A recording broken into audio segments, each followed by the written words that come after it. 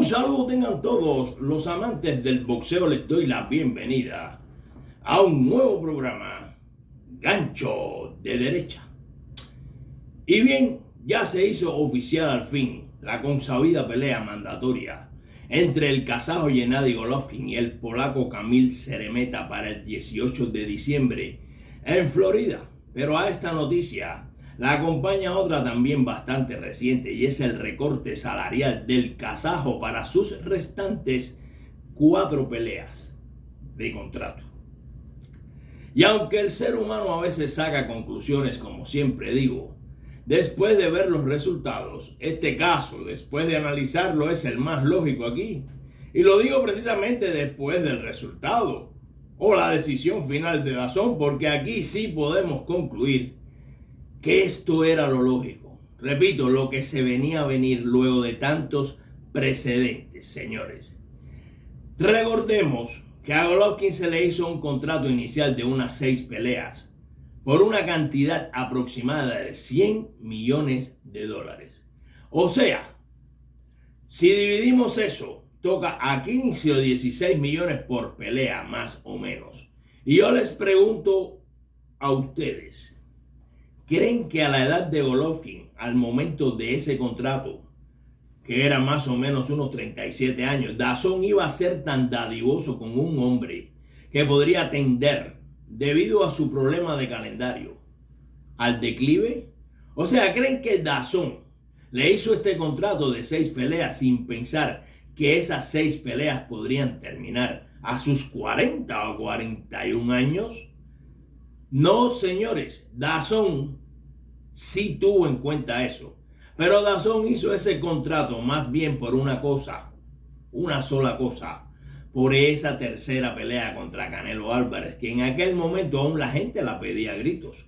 Esa era la esperanza, y hasta podríamos decir que la tan esperada compensación para la plataforma. La tercera pelea entre Golovkin y Canelo Álvarez, eso está más que claro, porque una enorme recaudación de suscriptores para esa tercera pelea en aquel momento hubiera sido la gran compensación para DAZN. Luego de tales inversiones, tanto la que tuvo con el kazajo como la de Canelo Álvarez. Pero si hacemos un poquito de historia más o menos reciente, recordemos que Canelo Álvarez, por los tiempos de su empeño de pelear con Kovalev, incluso hasta había declarado su poco interés en pelear de nuevo contra Golovkin. ¿Y acaso posiblemente esta negativa haya representado los inicios de esa gran pugna entre él y DAZN? Es muy posible, ¿no? Una frustración por no hacerse esa pelea, pero DAZN siempre con la esperanza de hacerla. Y llegó el año 2020 y llegó la pandemia, pero de pronto nos llegó una nueva interesante noticia. Por aquel entonces, por todo lo alto, Canelo Álvarez iría para mayo contra Billy Joe Saunders y había sido convencido al fin para enfrentar a Golovkin para septiembre.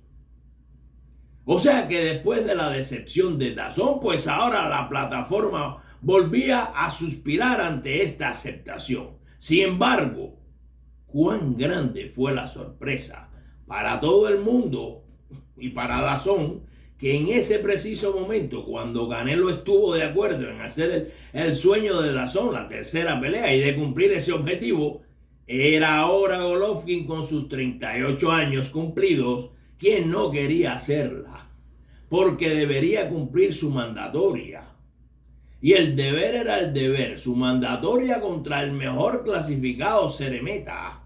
Y a través de su entrenador, Jonathan Banks, se supo que no iría con Canelo, y esa fue la noticia del momento, el chasco. Que si Canelo no quiso antes, ahora tendría que esperar a que él cumpliera su deber, entre comillas, porque por esa época también yo lo critiqué duramente. Y recordé que en cierto momento él se alejó de una mandatoria contra Derevyanchenko para hacer la segunda contra Canelo. No nos olvidemos de eso.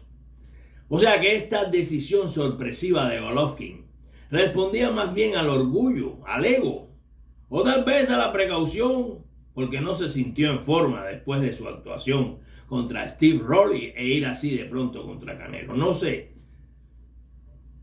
parecía más orgullo que otra cosa. Yo lo critiqué al decir que no eran momentos de ser orgulloso, sino de hacer la pelea, porque dejarla pasar sería el gran riesgo en medio de una pandemia que comenzaba y de un potencial Golovkin en decadencia. Eso tampoco lo podíamos negar. Pero parece que nadie se dio cuenta, ni Jonathan Bang, ni Golovkin, ni su equipo, que mientras ellos ponían sus condiciones, habían otros que te estaban observando y se molestaban y eran los que te pagaban. Y tú no le respondiste en ese momento. Y ese que te estaba observando no era otro que DAZN. Si a Golovkin le dieron 6 peleas con esa bolsa y la primera pelea la hizo contra un desconocido para recibir esos 15 o 16 millones. La segunda, que para mí la perdió con Derevyanchenko, pero tuvo la misma bolsa. Y para colmo, después rechazas la posibilidad de la pelea con que sueña DAZN para irte por otro desconocido más, sea mandatoria o no. ¿Cómo ustedes creen que iba a reaccionar DAZN cuando a Canelo Álvarez, en medio de la situación pandémica, se le quiso también recortar su salario? Y además de que Golovkin no pelea desde hace más de un año y ahora contra Kamil Szeremeta, que no sabemos realmente la resistencia que le ofrezca a este hombre, pero tampoco sabemos en qué forma se pueda aparecer Golovkin después de un año y pico sin pelear. O sea que además de escoger a rivales B, a excepción de Derevyanchenko, rechazas una pelea con Canelo. Eso fue como ponerse él mismo la soga al cuello en aquel momento. Y yo lo advertí, eso fue hace como 7 meses. Porque si Golovkin hubiera estado de acuerdo en hacer la pelea, ya fuera después de una supuesta de Canelo con Saunders por entonces, o tal vez hacerla de un modo directo como también se comentaba, quién sabe si a pesar de la pandemia, en lugar de un Canelo contra Smith, Callum Smith, hoy estuviéramos hablando de una tercera Canelo contra Golovkin. Por supuesto, con el paréntesis del peso, que es otra cosa a discutir. Pero bien, de haber mantenido la idea al menos y aceptarla, la pelea, la tercera, tal vez DAZN ni le hubiera hecho ese recorte con esa esperanza, ¿no? Aunque sin adivinar lo que pasó con Canelo, ¿no? Estoy hablando en su posición. Ya le hizo el recorte salarial y ese recorte salarial tiene lógica. No eran momentos de poner condiciones después de hacer 2 peleas, una de ellas contra un débil rival, cuando tienes a un director, a un observador que te está mirando y es quien te paga. No hay excusas. Aquí sí no hay defensa alguna. Golovkin mismo se buscó todo esto. Y el recorte de no sé cuántos millones es una medida que se caía de la mata, señores. Esperemos ahora a ver cómo le va a Gennady Golovkin contra Kamil Szeremeta el 18 de diciembre. Muchas gracias. Quiero saludar en el día de hoy al amigo JavaScript, allá en Colombia, al amigo Luis Hernández, allá en Fall River, Massachusetts, y quiero detenerme para dedicar unos segundos y honrar la memoria del señor Javier Cerda Valderas, quien falleciera recientemente, padre del gran amigo Miguel Cerda de la Cruz.